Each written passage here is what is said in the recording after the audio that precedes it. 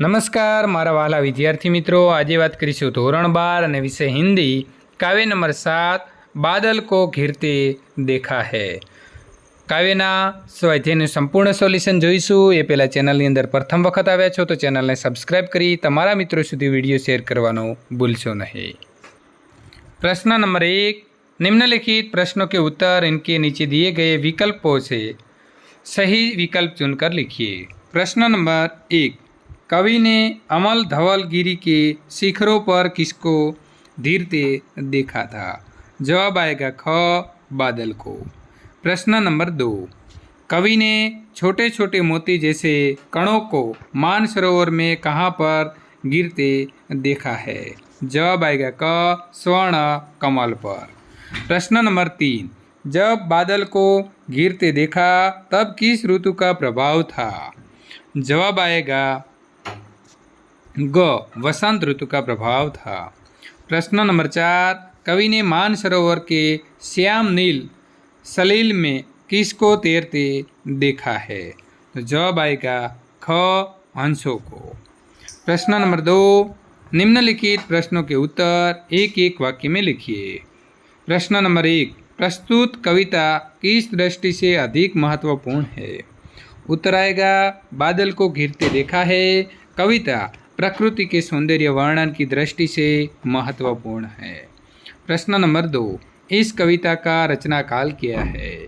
उत्तर आएगा बादल को घिरते देखा है कविता का रचना काल पावस ऋतु अर्थात वर्षा ऋतु है. प्रश्न नंबर 3, कवि ने कमल को किस रंग का बताया है? उत्तर आएगा कवि ने कमल को सुनहरे रंग को बताया है. प्रश्न नंबर 4, प्रस्तुत कविता में कवि ने किसका परिवेश प्रस्तुत किया है? उत्तर आएगा बादल को घिरते देखा है कविता में कवि ने हिमालय के मानसरोवर और पर्वत शिखरों को परिवेश प्रस्तुत किया है. प्रश्न नंबर 3, निम्नलिखित प्रश्नों के उत्तर दो दो वाक्य में दीजिए. प्रश्न नंबर 1, कविता के प्रथम चरण में क्या दृश्य है?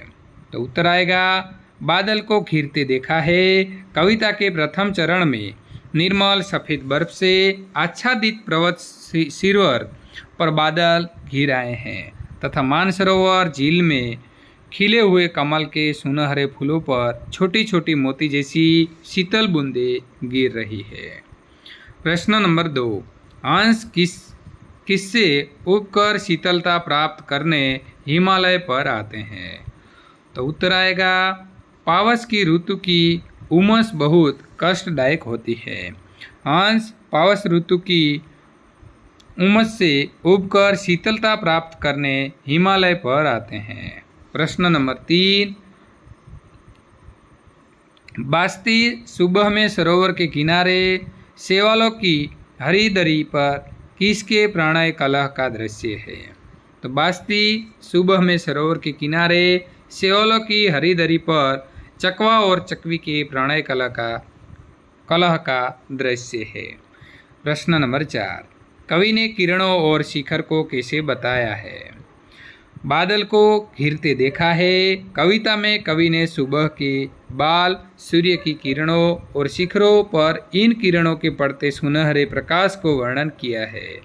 कवि ने किरणों का मृदु तथा शिखरों का स्वर्ण अर्थात सोने की आभा जैसे बताया गया है. निम्नलिखित प्रश्नों के उत्तर 5-6 पंक्तियों में लिखिए. प्रश्न नंबर 1, प्रस्तुत कविता में कवि की सौंदर्य की नैसर्गिकता का वर्णन कीजिए. बादल को घिरते देखा है कविता में कवि नागार्जुन ने प्रकृति के कई मनोहर चित्र खींचे हैं. हिमालय के उज्ज्वल शिखर तो देखते ही बनते हैं. इन पर पावस ऋतु की बादलों को धीरना भी बड़ा मनोरम लगता है. मानसरोवर झील में सुनहरे कमल खिले हुए हैं. इन पर बादलों से गिरती मोती जैसे जलकण अपूर्व शोभा प्रदान करते हैं. झीलों में तैरते हुए हंसों को देखना अच्छा लगता है. वसंत के प्रभाव की सुंदरता निराली है. मंद मंद शीतल पवन को स्पर्श बड़ा सुहावना लगता है. बाल सूर्य की कोमल किरणों का सुनहरा प्रकाश पर्वत शिखरों को भी स्वर्णिम बना देता है। इस प्रकार कविता में वर्णित सौंदर्य की नैसर्गिकता का अत्यंत स्वाभाविक और हृदयस्पर्शी है। प्रश्न नंबर 2, कवि ने किन रंगों के संयोजन से इंद्रधनुषी प्रभाव पैदा किया है? उत्तर आएगा, कवि देखते ही कि मानसरोवर झील में कमल के सुनहरे फूल खिले हुए हैं। इन पर बर्फ से आच्छादित चोटियों पर धीरे हुए बादलों से मोती से जलकण गिर रहे हैं। आसपास के झीलों में कमल नालों की लालिमा लिए हुए आभा बिखर रही है। सुबह बाल सूर्य की सुनहरी किरणें पर्वत शिखरों पर गिरकर उन्हें भी सुनहरा बना रही है। मानसरोवर के पानी में शैवालों की हरी दरी सी बिछी हुई है।